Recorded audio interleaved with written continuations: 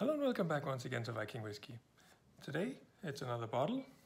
This is the Yamazaki Distiller's Reserve. It's one of the absolute cheapest Yamazakis that you can get, and it's still not that cheap. This one was matured in Bordeaux wine and sherry casks, so it's an interesting combination, and bottled at 43%. So, the details are on the screen, right here.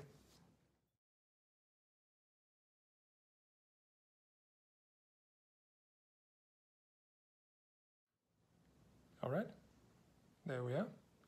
Just before we get started, just wanted to show you the little detail. Screw cap.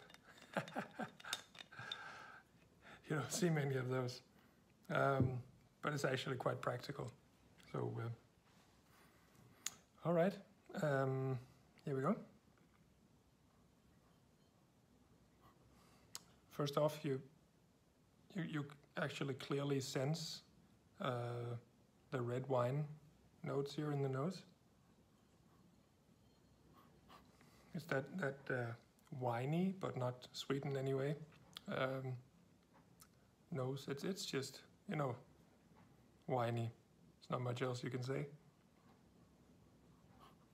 Bit sort of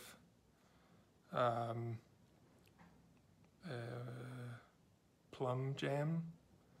There's some earthy notes.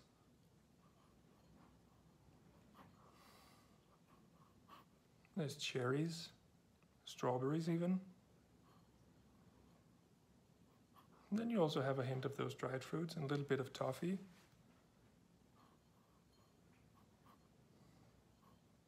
And some leathery notes as well. Something very fruity going on. But I also did mention a few fruits already.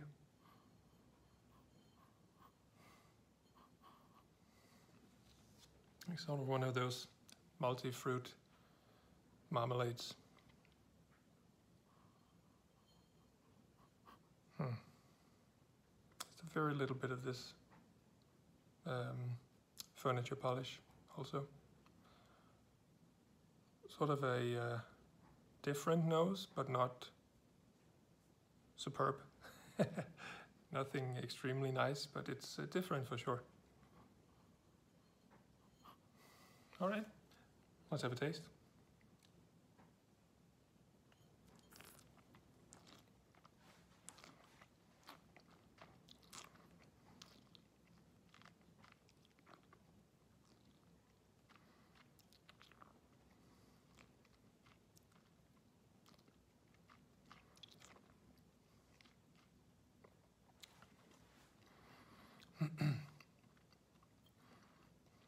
All right.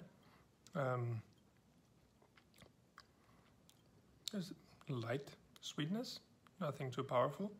We've got a good amount of different spices here.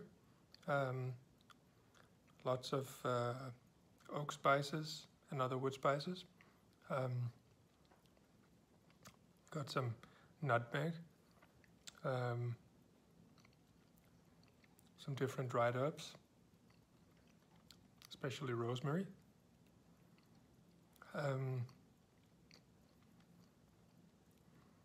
And then again, this sort of winey character.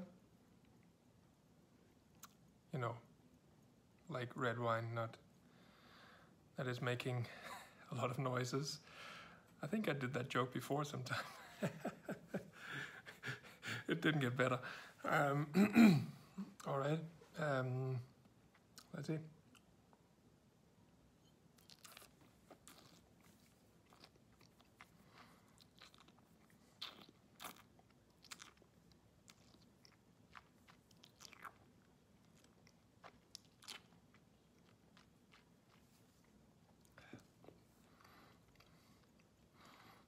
Here in the second chew, just a little bit more sweetness, sort of a sweet pear juice sweetness, along with some other fruits. Some white fruit, Also those cherries again.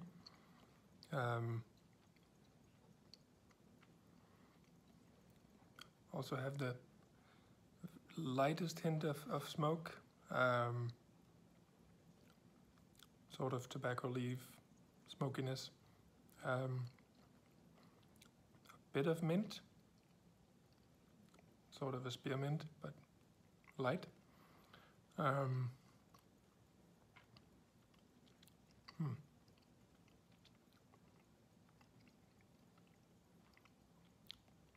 bit of the toffee as well.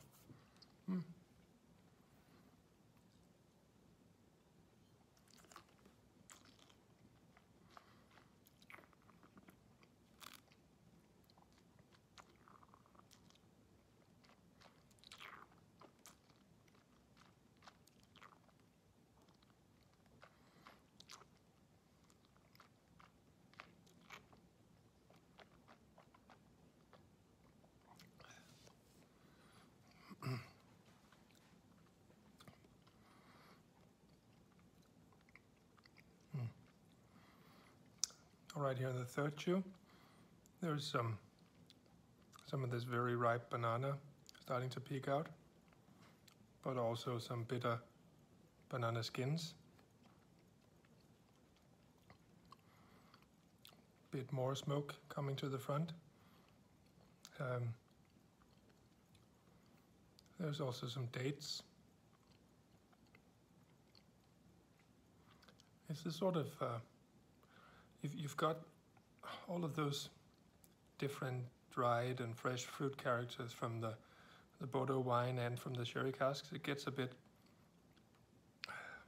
messy taste-wise, and this wine cask is giving me some of those notes that I usually don't really like in those port wine casks.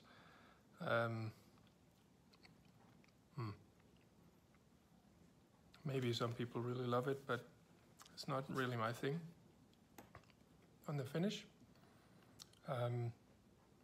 it's sort of semi-dry, warm.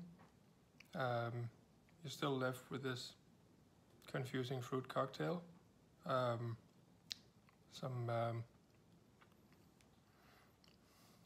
some lime syrup, still some minty characters. And there's also a bit of toffee. Some of this banana skin.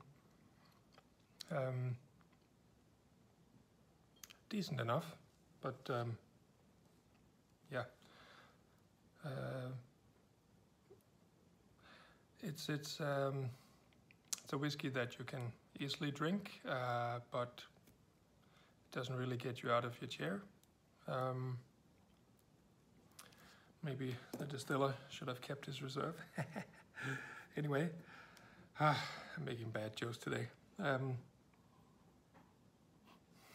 rate this guy, the nose. As I said, it's pointing a few different ways. There's lots of interesting notes in there, but it's not really big and powerful, and it's not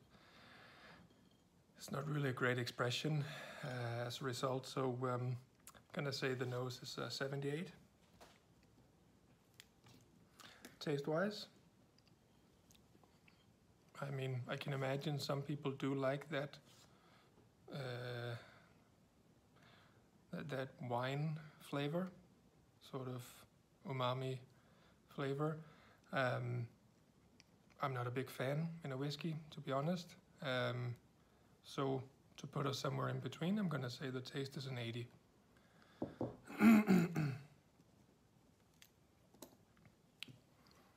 Finish is really very, very standard. So that's a 78. That would bring us to an average of 79. All right, Thanks so much for watching this one as well. As always, if you have any comments, questions, curiosities, anything, please do let me know in the comments. Otherwise, hope to see you on the next one. Cheers.